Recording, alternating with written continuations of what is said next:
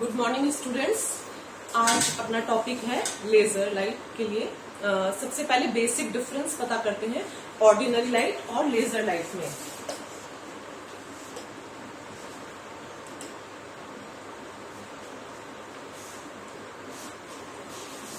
ठीक है, तो सबसे पहले ऑर्डिनरी लाइट में और लेजर लाइट में क्या डिफरेंस है, बेसिक्स क्या है उनके, लेजर लाइट कैसे प्रोड्यूस कर सकते हैं, ये सारा थोड़ा डिस्कस करेंगे आज के इस चैप्टर में अपन।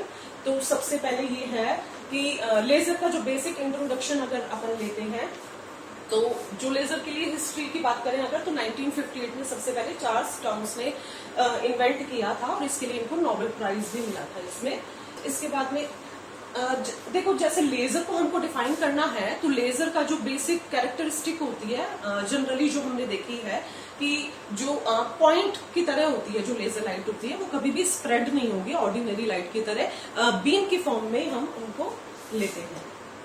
तो लेजर की बात करें कि लेजर होता क्या है बेसिकली, तो पहले तो इसकी एक बात तो ये कि लेजर की टर्म से ही मीनिंग्स हमको समझ में आएगा थोड़ा सा कि लेजर को हम कैसे एक्सपेंड कर सकते हैं।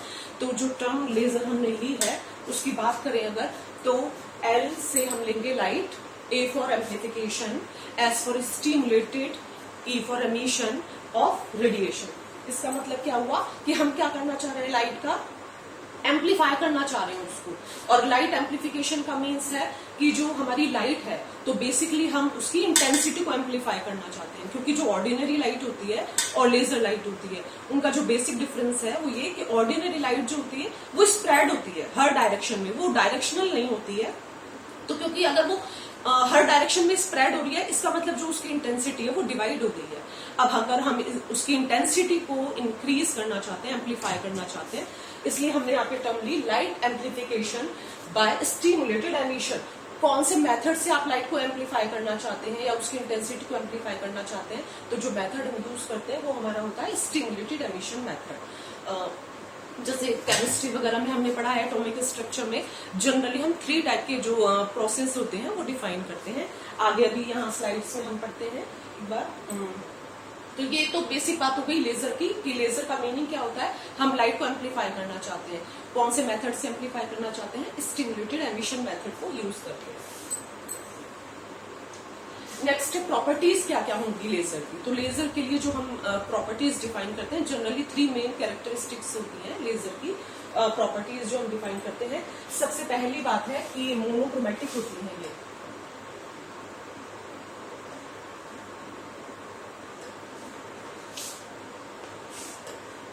तो लेजर लाइट की जो फर्स्ट प्रॉपर्टीज है वो है मोनोक्रोमेटिसिटी को शो करती है लेजर लाइट, मोनोक्रोमेटिक होती है। सेकंड इंपॉर्टेंट प्रॉपर्टी होती है कि डायरेक्शनल होती है, और थर्ड प्रॉपर्टी होती है कोहेरेंट होती है। मोनोक्रोमेटिक का मीनिंग क्या है, तो जैसे बिल्कुल सिंपल वे में अगर मोनोक्रोमेटिक टर्म को हम डिफाइन करना चाहें तो मोनो का मीन्स हम 1 से लेते हैं, क्रोम का मतलब हम कलर से लेते हैं। तो जैसे सिंपल लैंग्वेज में अगर हम डिफाइन करें तो मोनोक्रोमेटिक लाइट का मतलब होता है कोई भी ऐसी लाइट जो आपको एक कलर की, सिंगल कलर की मिलती है। ठीक है, अब हमारी लैंग्वेज में, फिजिक्स में अगर हम इसी चीज को, टर्म को डिफाइन करना चाहते हैं तो मोनोक्रोमेटिक का मतलब हुआ, क्योंकि हमें पता है हर कलर की एक पर्टिकुलर एक फिक्स वेवलेंथ होती है, फ्रीक्वेंसी होती है। तो अगर हम यहाँ पे इस लैंग्वेज में डिफाइन करना चाहते हैं मोनोक्रोमेटिक, तो मोनोक्रोमेटिक का मीनिंग क्या हुआ कि एक फिक्स वेवलेंथ की लाइट अगर हमें मिलती है तो हम उस लाइट को क्या डिफाइन करते हैं, मोनोक्रोमेटिक। अब जैसे व्हाइट लाइट है तो व्हाइट लाइट को हम मोनोक्रोमेटिक डिफाइन नहीं कर सकते, क्यों? क्योंकि व्हाइट लाइट का मतलब क्या होता है, 7 कलर की लाइट से मिलकर बनी होती है। ठीक, अगर व्हाइट लाइट के कंपोनेंट्स की बात करें, जैसे रेड कलर हो गया, विबग्योर वाले जो कलर होंगे, वॉयलेट हो गया, इंडिगो हो गया, रेड, ऑरेंज, तो ये जो कलर है इंडिविजुअल, इनको हम मोनोक्रोमेटिक लाइट डिफाइन कर सकते हैं। ठीक, इसके बाद सेकंड प्रॉपर्टी डायरेक्शनल होती है। लेजर लाइट जो होती है हाईली डायरेक्शनल होती है। अब डायरेक्शनल क्यों होती है? ऑर्डिनरी लाइट जो होती है वो तो फोकस नहीं होती है, स्प्रेड हो जाती है हर डायरेक्शन में। तो हम बेसिकली करना ही यही चाहते हैं कि जो हमारी ऑर्डिनरी लाइट है जो स्प्रेड हो रही है हर डायरेक्शन में, हम उसको फोकस करना चाहते हैं, उसको एक पर्टिकुलर डायरेक्शन में बीम की फॉर्म में हम उसको प्रोड्यूस करना चाहते हैं। तो इसीलिए हमने एक मेथड हम काम में लेते हैं स्टिमुलेटेड एमिशन, तो उससे हम लाइट को डायरेक्शनल कर पाते हैं। थर्ड प्रॉपर्टी होती है कोहेरेंट होती है। कोहेरेंट का मीनिंग होता है जो भी हमारी लाइट है, जिस भी सोर्स से आपको लाइट मिल रही है, अगर आपकी लाइट का जो फेज डिफरेंस है वो टाइम के रेस्पेक्ट में कांस्टेंट रहता है, तो हम उस टाइप की लाइट को कोहेरेंट लाइट डिफाइन कर सकते हैं। वैसे कोहेरेंट भी अपने आप में एक टॉपिक है। कोहेरेंट भी दो टाइप की प्रॉपर्टीज होती हैं। कोहेरेंस दो टाइप का होता है जो लाइट वेव शो करती हैं। एक होता है टेम्पोरल कोहेरेंस, एक होता है स्पेशियल कोहेरेंस। ठीक है, तो टेम्पोरल कोहेरेंस में तो क्या होता है, टेम्पोरल कोहेरेंस को हम डिफाइन कर सकते हैं टाइम के रेस्पेक्ट में। जब हम स्टडी करते हैं तो टाइम के रेस्पेक्ट में अगर आपका फेज डिफरेंस कांस्टेंट बना रहता है तो टेम्पोरल कोहेरेंस होता है। एक होता है सेकंड टर्म स्पेशल कोहेरेंस। इसको हम पढ़ते हैं स्पेस कोऑर्डिनेट्स के साथ, पोजीशन के साथ, मतलब एक्स वाई जेड जो आपकी पोजीशन है कि दो पॉइंट्स आपस में कितने डिस्टेंस पर हों कि वो कोहेरेंस प्रॉपर्टी को मेंटेन कर सकते हैं। तो कोहेरेंट प्रॉपर्टी भी दो टाइप की होती है, एक होता है टेम्पोरल कोहेरेंस, एक होता है स्पेशल कोहेरेंस। अब अगर हमारा जो लाइट सोर्स है, जो लेजर होते हैं, वो कोहेरेंट होते हैं। इसका मीनिंग क्या है, जैसे वाइड रेंज में अगर बात करें तो जो हमारे कोहेरेंट सोर्स होते हैं वो दोनों तरीके से कोहेरेंट होते हैं। हाईली टेम्पोरली कोहेरेंट भी होते हैं और हाईली स्पेशली कोहेरेंट भी होते हैं। दोनों कोहेरेंस प्रॉपर्टी को शो करते हैं। ठीक है, तो ये तो बात हो गई कि इनकी मेन कैरेक्टरिस्टिक्स क्या होती हैं, प्रॉपर्टीज क्या होती हैं लेजर की। इसके बाद तीनों टर्म्स को एक बार थोड़ा सा यहाँ पे स्लाइड से देखते हैं। मोनोक्रोमेटिसिटी की बात कर रहे हैं सबसे पहले। तो मोनोक्रोमेटिसिटी अच्छा कैसे डिफाइन करेंगे, वेवलेंथ के बारे में हमको पता है। वेवलेंथ क्या होती है, सिंपली वे में अगर वेवलेंथ को हम डिफाइन करें,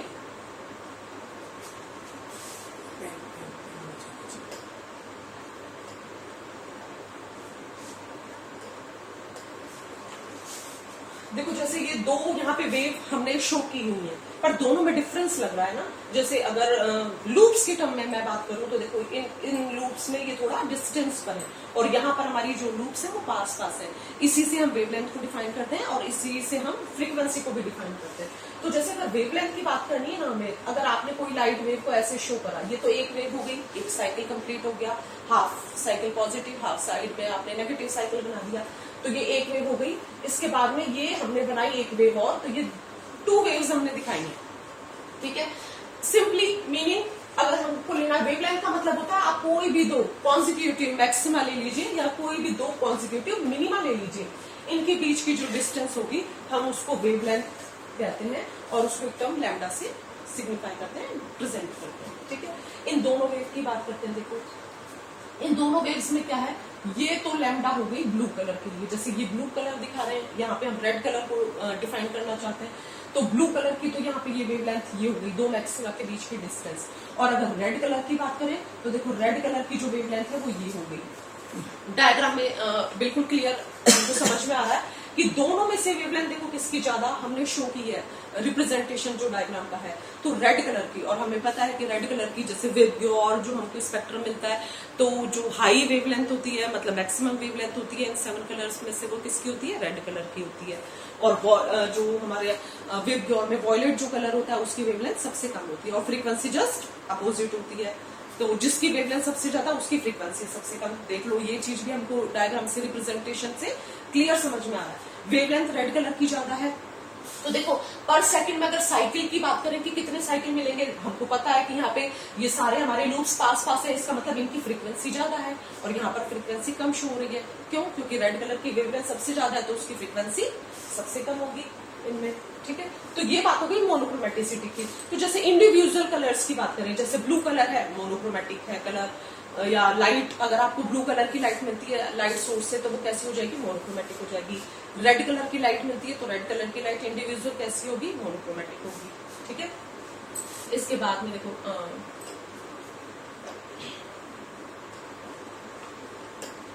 नेक्स्ट प्रॉपर्टी की बात करते हैं।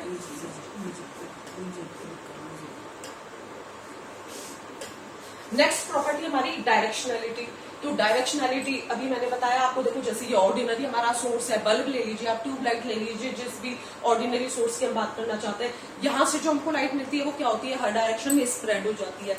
स्प्रेड हो जाती है तो इसकी इंटेंसिटी डिवाइड हो गई, सभी डायरेक्शन में डिवाइड हो गई, आपको हर डायरेक्शन में लाइट मिलेगी। इसका मतलब इसकी जो इंटेंसिटी है वो डिवाइड हो गई। तो इसका मतलब एक पर्टिकुलर डायरेक्शन में तो इंटेंसिटी कैसी हो गई, कम हो गई। अब हम चाहते क्या है लेजर के थ्रू, हम यही चाहते हैं कि हम हमारी लाइट की जो इंटेंसिटी है उसको एम्पलीफाई करना चाहते हैं। लाइट एम्पलीफिकेशन मतलब लाइट को एम्पलीफाई करना चाहते हैं। एम्पलीफाई करना चाहते हैं तो उसका बेसिक सा तरीका क्या है कि ये हमारा लेजर सोर्स है, ये हमारा ऑर्डिनरी सोर्स। अब लेजर सोर्स से क्या होगा, लाइट, ये जो लेजर सोर्स बनाते हैं ये पिन पॉइंट सोर्सेज होते हैं। यहाँ से जो लाइट मिलेगी आपको बीम की फॉर्म में मिलेगी, बीम की फॉर्म में मिल रही है, इसका मतलब इतने से स्पेस में आपको लाइट मिल रही है जो एक बीम की फॉर्म में जा रही है। तो इसकी इंटेंसिटी डिवाइड नहीं हुई सभी डायरेक्शन में, आपको सब डायरेक्शन में नहीं मिल रही है, ये डायरेक्शनल है। एक पर्टिकुलर डायरेक्शन में आपको लाइट मिलेगी बीम की फॉर्म में, पॉइंट की फॉर्म में, ठीक है। तो ये जो हमारी लाइट होगी ये कैसी होगी, हाईली डायरेक्शनल होती है laser light. Next properties coherence की बात करते हैं। देखो कोहेरेंट लाइट को हम कह रहे हैं, मतलब कोहेरेंस का मीनिंग क्या होता है, टाइम के रेस्पेक्ट में फेज डिफरेंस को कांस्टेंट अगर आप मेंटेन कर सकते हैं तो हमारी लाइट कैसी होगी, कोहेरेंट लाइट होगी, ठीक। अब देखो दो डायग्राम है, हम डिफरेंशिएट कर रहे हैं दोनों को।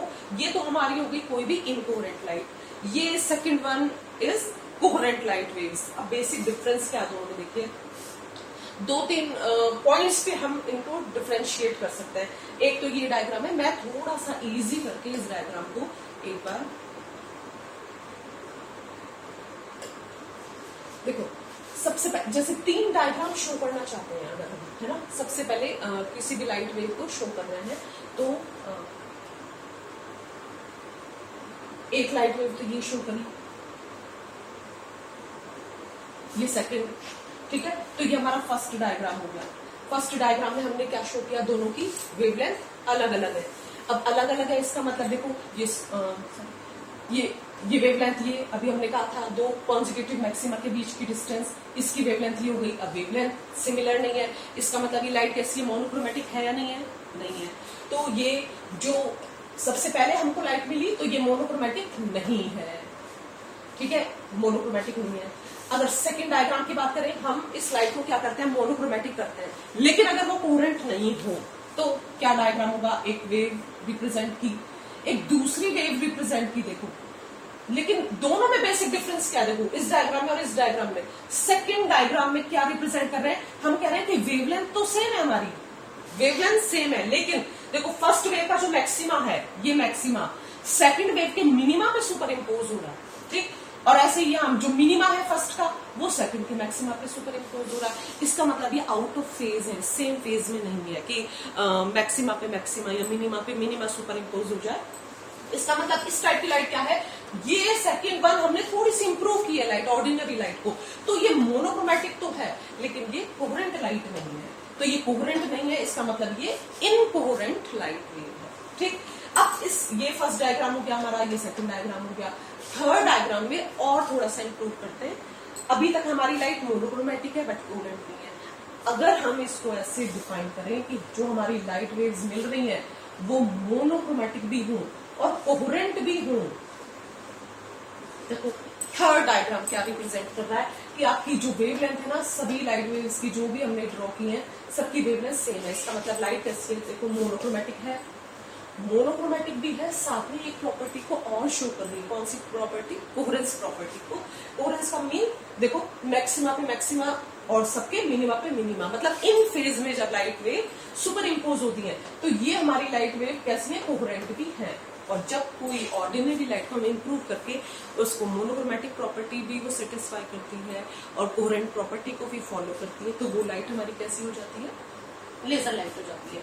तो अब देखो यही जो डायग्राम है इन्हीं को थोड़ा सा हमने यहाँ पे रिप्रेजेंट किया। ये इनकोहेरेंट वेव्स है। इनकोहेरेंट वेव में देखो ये जो फर्स्ट लाइट वेव है इसकी वेवलेंथ ये, सेकंड की ये वेवलेंथ अलग अलग है। फिर कहीं पे देखो ये मैक्सिमा, मैक्सिमा पे मिनिमा आ रहा है, फिर ये मिनिमा फिर मैक्सिमा आ गया। मतलब इनमें भी जो हमारी फेज रिलेशनशिप है ये भी कोई फिक्स नहीं है, कांस्टेंट नहीं है। मैक्सिमा पे मिनिमा, मिनिमा पे मैक्सिमा सुपर इम्पोज हो रहा है, मोनोक्रोमेटिक भी नहीं है और कोहेरेंट भी नहीं है, मीन्स इनकोहेरेंट वेव है। सेकेंड डायग्राम रिप्रेजेंट करता है कोहेरेंट लाइट वेव को। देखो यहाँ पे हमने, अच्छा यहाँ पे हमने कलर से भी डिफरेंशिएट किया था। देखो ये रेड कलर है, ये ब्लू कलर, ये ग्रीन कलर ले लिया। इसका मतलब जब कलर डिफरेंशिएट कर रहे हैं हम, कलर अलग अलग है हमारे, इसका मतलब सबकी वेवलेंथ तो है ही अलग अलग, वेवलेंथ अलग अलग है और फेज भी सेम नहीं है, तो मोनोक्रोमेटिक भी नहीं है और कोहेरेंट भी नहीं है। अब देखो यहाँ पे हमने रिप्रेजेंटेशन कैसे किया, एक ही कलर से, ब्लू कलर से सारी लाइट वेव्स शो कर रखी हैं। इसका मतलब चाहे मैं ऐसे देखो, ऐसे हम डिफाइन करें या नहीं करें, हमें पता है कि वेवलेंथ सेम है। क्यों? हमने एक ही कलर लिया है ना यूज, तो ब्लू कलर ले लिया। इसका मतलब लाइट आपकी ब्लू कलर की है, तो एक फिक्स वेवलेंथ हो गई ब्लू कलर की। तो कैसी है लाइट? मोनोक्रोमेटिक है, मोनोक्रोमेटिक है। उसके साथ में क्या है? कोहेरेंट कैसे है? देखो जहां पर भी वेव हमने शो की, रिप्रेजेंट की, देखो मिनिमा पे मिनिमा, मैक्सिमा पे मैक्सिमा सुपर इम्पोज हो रहा है। इसका मतलब लाइट हमारी कोहेरेंट की है। तो यही बेसिक डिफरेंस होता है ऑर्डिनरी लाइट का और लेजर लाइट का। ऑर्डिनरी लाइट जो होती है वो मोनोक्रोमेटिक नहीं होती, कोहेरेंट भी नहीं होती है, और जो लेजर लाइट होती है वो कैसी होती है? हाईली मोनोक्रोमेटिक होती है और कोहेरेंट भी होती है। ठीक है, तो ये तो प्रॉपर्टीज हो गई, 3 प्रॉपर्टीज जो कोई भी लेजर सेटिस्फाई करता है, हम लेजर को बनाते हैं जिस प्रिंसिपल पे। इसके बाद में ये वही हम शो कर रहे हैं कि हमारी ऑर्डिनरी लाइट और लेजर लाइट में क्या डिफरेंस है। ये बल्ब ले लिया, स्प्रेड हो जाएगी लाइट, यहाँ से एक वेव के फॉर्म में आएंगी। इनकी प्रॉपर्टीज क्या होती है? मैनी वेवलेंथ्स, क्योंकि मोनोक्रोमेटिक नहीं होती तो वेवलेंथ्स अलग अलग होती है। मल्टी डायरेक्शनल, हर डायरेक्शन में स्प्रेड हो जाती है, इनकोहेरेंट होती है। और लेजर लाइट की जो बेसिक प्रॉपर्टीज होती है, अभी पढ़ी थी 3 प्रॉपर्टीज, क्या क्या? मोनोक्रोमेटिक होती है, डायरेक्शनल होती है, कोहेरेंट होती है। ठीक, नेक्स्ट है basic concepts for a laser. अब ये 3 प्रोसेस हमने शो की। सबसे पहले एब्जॉर्प्शन प्रोसेस की बात कर रहे हैं, उसके बाद स्पॉन्टेनियस एमिशन, और उसके बाद स्टिमुलेटेड एमिशन की बात कर रहे हैं। ये 3 तो प्रोसेस हो गए। और पॉपुलेशन इन्वर्जन एक अलग से टर्म डिफाइन कर रहे हैं, एक मतलब डेफिनेशन है, बात करेंगे इसकी। पॉपुलेशन इन्वर्जन क्या होता है? सबसे पहले ये 3 प्रोसेस, ठीक है। अभी हमने लेजर की फुल फॉर्म पढ़ी थी, तो लेजर की फुल फॉर्म क्या होती है? Light amplification bye stimulated emission. इसका मतलब क्या हुआ? देखो,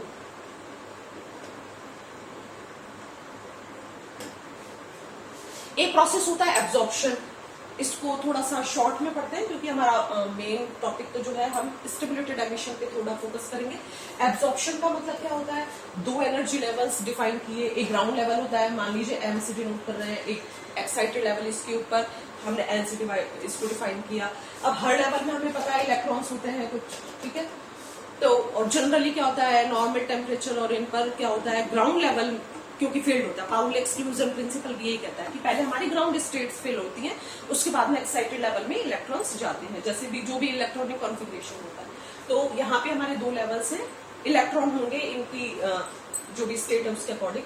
एब्जॉर्प्शन का मतलब क्या होता है? एब्जॉर्प्शन का मतलब है अगर आपने बाहर से कोई इसको एनर्जी दी है, फोटोन की फॉर्म में एनर्जी दे दी है, तो ये एनर्जी जो है इसको क्या करेंगे? कोई भी ग्राउंड लेवल का इलेक्ट्रॉन एब्जॉर्ब करेगा इस एनर्जी को, और एब्जॉर्ब करके ऊपर पहुंच जाएगा इस एनर्जी को ली। क्यों? क्योंकि इस लेवल में और इस लेवल में अगर जो एनर्जी का डिफरेंस है वो इतनी एनर्जी का है, तो इसको अगर इतनी एनर्जी दे दी तो एक इलेक्ट्रॉन ने इस एनर्जी को एब्जॉर्ब किया और ऊपर पहुंच गया। तो यहाँ पे एक इलेक्ट्रॉन कम हो जाएगा, यहाँ एक इलेक्ट्रॉन ज्यादा हो जाएगा, और ये जो एनर्जी जो फोटोन आपने दिया ये क्या हो जाएगा? डिस्ट्रॉय हो जाएगा। क्यों? क्योंकि इसकी एनर्जी को इसने एब्जॉर्ब कर लिया। इसको कहते हैं एब्जॉर्प्शन प्रोसेस। और एब्जॉर्प्शन प्रोसेस से क्या होता है? इलेक्ट्रॉन जंप करके ग्राउंड लेवल से एक्साइटेड लेवल में जाता है। लाइट नहीं मिलती है उनको, लाइट जो हमको मिलती है वो एमिशन प्रोसेस के थ्रू ही मिलती है। एमिशन जब होगा तब हमें लाइट मिलेगी। एमिशन का मतलब क्या होता है? वही रिपीट कर रहे थे वापस से, ग्राउंड लेवल, एक्साइटेड लेवल, दोनों लेवल्स में इलेक्ट्रॉन्स होंगे स्टेट के अकॉर्डिंग, ठीक है। मैक्सवेल बोल्ट्जमैन स्टैटिस्टिक के अकॉर्डिंग डिफाइन कर लेते हैं। तो ये ग्राउंड लेवल है, ये एक्साइटेड लेवल है। अगर एक्साइटेड लेवल का कोई भी इलेक्ट्रॉन जंप करके नीचे आता है ग्राउंड लेवल में, तो अब इसके पास ये इस लेवल पे एक्साइटेड लेवल है, इसका मतलब इसके पास ज्यादा एनर्जी है। ग्राउंड लेवल का जो इलेक्ट्रॉन है उसके पास इससे कम एनर्जी है।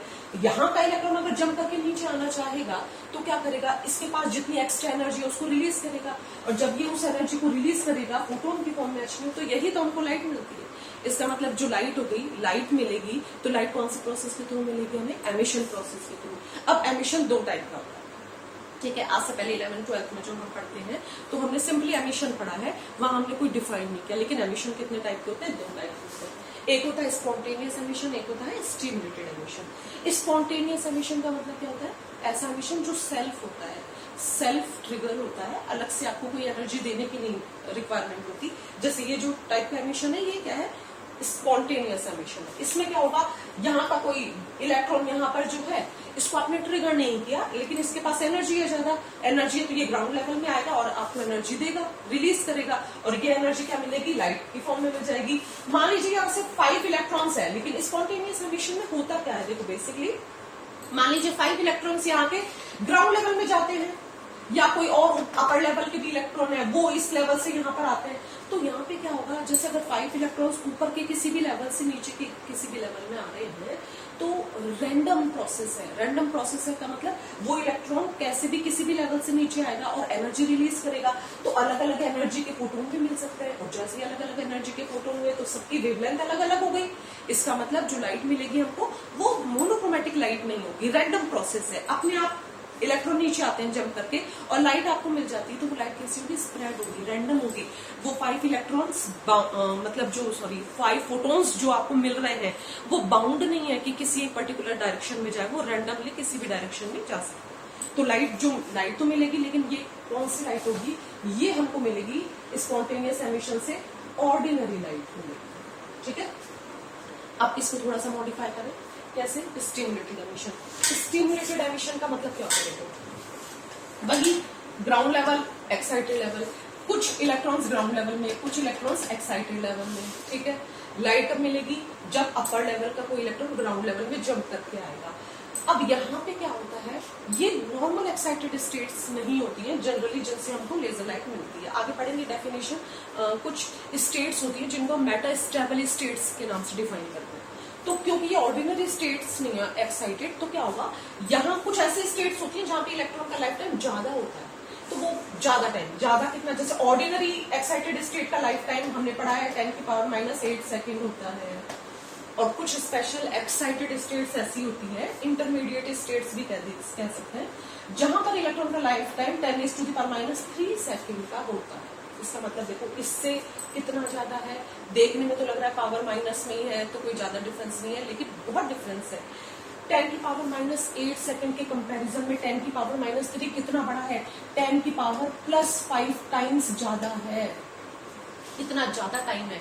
इसका मतलब इतने टाइम तक इलेक्ट्रॉन यहाँ पे अपने आप रह सकता है, नीचे नहीं आएगा जब तक कि हम उसको ट्रिगर ना करें। तो कैसे ट्रिगर करेंगे, कोई फोटोन देंगे, ठीक है, कोई HO एनर्जी का फोटोन यहाँ पे दिया, आपने एनर्जी को इंसिडेंट किया, ये जो एनर्जी आपने इंसिडेंट की ये यहाँ के इलेक्ट्रॉन से कोलिजन करेगी, इसको ट्रिगर करेगी कि ये भी अपना फोटोन रिलीज करके ग्राउंड लेवल में आए। अब क्योंकि इसने इसको ट्रिगर करा तो यहाँ से जो इलेक्ट्रॉन नीचे आएगा जंप करके, और जो एनर्जी आपको रिलीज करके देगा उसकी एनर्जी भी, क्योंकि डिफरेंस इतना ही है ना दोनों एनर्जी लेवल का, तो उसकी एनर्जी भी इतनी होगी जितना जो आपने फोटोन यहाँ पे इंसिडेंट किया था। होगा क्या, देखो यहाँ पे एक फोटोन की एनर्जी इसने एब्जॉर्ब की थी तो ये डिस्ट्रॉय हो गया। यहाँ पे जो फोटोन है ना, इसकी एनर्जी की रिक्वायरमेंट नहीं है इस इलेक्ट्रॉन को, ये तो एक्साइटेड लेवल में, इसके पास तो ऑलरेडी ज्यादा एनर्जी है, तो इसको एनर्जी की रिक्वायरमेंट नहीं है।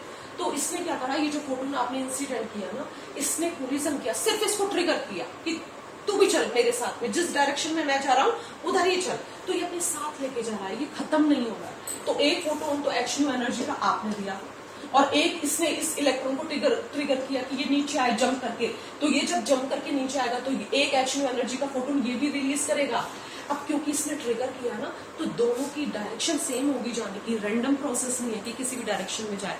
अब जब दोनों जा रहे हैं साथ साथ में, इसने कहा इसको ट्रिगर करके तू भी चल मेरे साथ, अब जब साथ में जाएंगे इसका मतलब क्या हुआ, डायरेक्शनल, हाईली डायरेक्शनल हो गया। अब जब डायरेक्शन सेम हो गई तो कैसी लाइट मिल जाएगी, लेजर लाइट। और प्रोसेस कौन सा, स्टिमुलेटेड एमिशन। स्टिमुलेटेड टर्म को हम इंड्यूस्ड नाम से भी डिफाइन कर सकते हैं। इंड्यूस्ड का मतलब सेल्फ ट्रिगर्ड नहीं है, हमको ट्रिगर करना पड़ेगा, ठीक है, हमको एनर्जी देनी पड़ेगी। तो दो टाइप का एमिशन, जो अपने आप हो जाए तो कौन सा एमिशन, स्पॉन्टेनियस एमिशन, वहां से कौन सी लाइट मिलेगी हमें, ऑर्डिनरी लाइट। और जब यहाँ पर स्टिमुलेटेड एमिशन की बात कर रहे हैं, स्टिमुलेटेड एमिशन ऐसा एमिशन जो अपने आप नहीं होगा, इंड्यूस करना पड़ेगा, ट्रिगर करना पड़ेगा।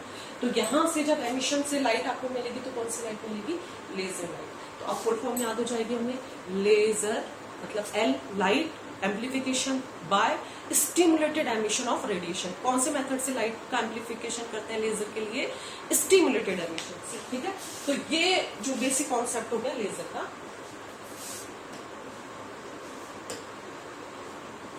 ये बेसिक कॉन्सेप्ट लेजर की। इसके बाद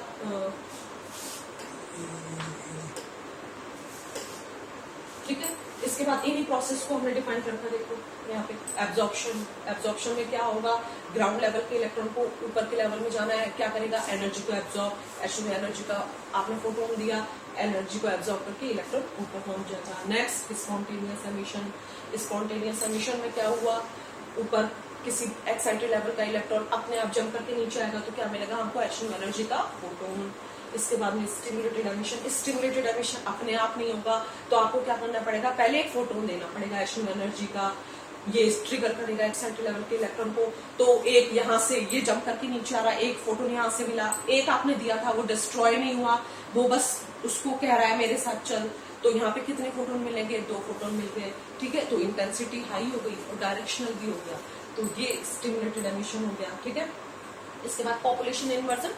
देखो नाम से समझ में आ जाएगा, इन्वर्जन का मतलब थोड़ा सा रेसिप्रोकल या ऑपोजिट करना हमको, और पॉपुलेशन किसकी पॉपुलेशन को इन्वर्स करना चाहते हैं, क्योंकि एटॉमिक लेवल्स की बात कर रहे हैं, स्ट्रक्चर की बात कर रहे हैं, तो कौन होगा, इलेक्ट्रॉन होगा। तो हम क्या करना चाहते हैं, इलेक्ट्रॉन की पॉपुलेशन को इन्वर्स करना चाहते हैं। अच्छा, लाइट कब मिलेगी, ग्राउंड लेवल में इलेक्ट्रॉन्स ज्यादा हो या अपर एक्साइटेड लेवल में इलेक्ट्रॉन्स ज्यादा हो। लाइट कब मिलती है, एक्साइटेड लेवल के इलेक्ट्रॉन जंप करके नीचे आते हैं लोअर लेवल में। इसका मतलब एक्साइटेड लेवल में नंबर ऑफ इलेक्ट्रॉन्स ज्यादा होने चाहिए, पर होता क्या है जनरली, मतलब नॉर्मल कंडीशंस में क्या होता है, अभी बताया था मैंने पाउली एक्सक्लूजन प्रिंसिपल से, पहले ग्राउंड स्टेट के इलेक्ट्रॉन्स फेल होते हैं। तो सबसे पहले क्या होता है, नॉर्मली ग्राउंड लेवल में इलेक्ट्रॉन्स ज्यादा होते हैं, अपर लेवल में इलेक्ट्रॉन्स कम होते हैं। और अगर हमको लाइट चाहिए ऑर्डिनरी या फिर लेजर लाइट चाहिए, तो हम क्या चाहते हैं, अपर लेवल में नंबर ऑफ इलेक्ट्रॉन्स ज्यादा हो, तभी तो वो नीचे आएंगे जंप करके और आपको लाइट मिलेगी। तो हम ग्राउंड लेवल में इलेक्ट्रॉन्स ज्यादा नहीं चाहते, हम चाहते हैं हायर लेवल में इलेक्ट्रॉन्स ज्यादा। लेकिन नॉर्मल कंडीशन में तो इसके अपोजिट होती है कंडीशन की, ग्राउंड लेवल में इलेक्ट्रॉन्स ज्यादा है, अपर लेवल में कम।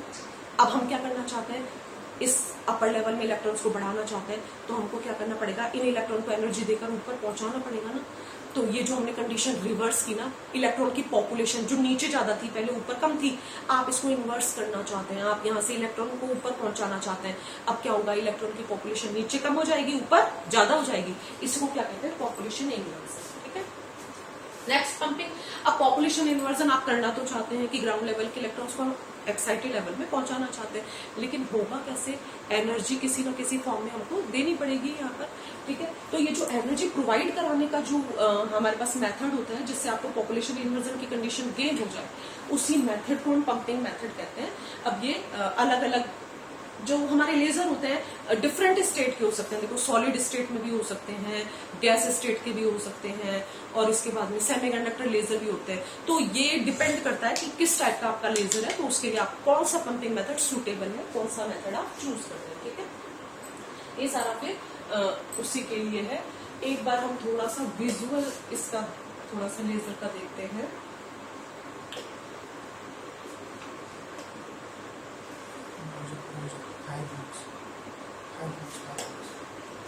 ठीक है,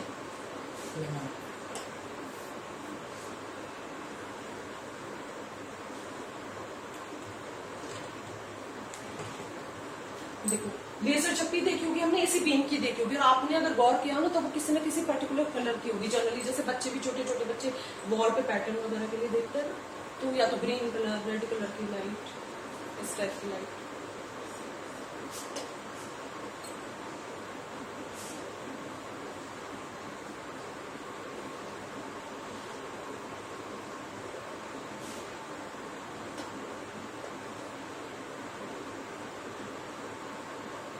ये तो प्रोसेस बता रखा है मैंने, तो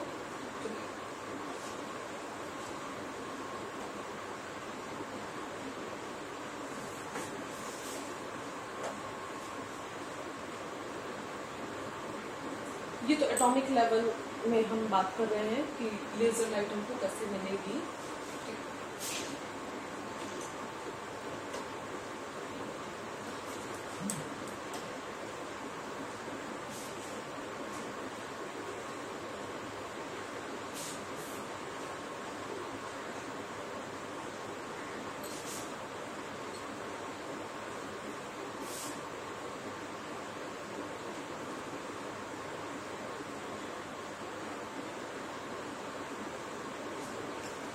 ठीक है, तो मतलब इस टाइप से जो भी लेजर लाइट होगी अलग अलग है। वैसे तो ज्यादातर लेजर की जो एप्लीकेशंस हैं उन पे रिलेटेड सारे वीडियोस होंगे। लेजर लाइट का मतलब होता है आपको एक फॉर्म में मिलेगी। ठीक है, थैंक यू।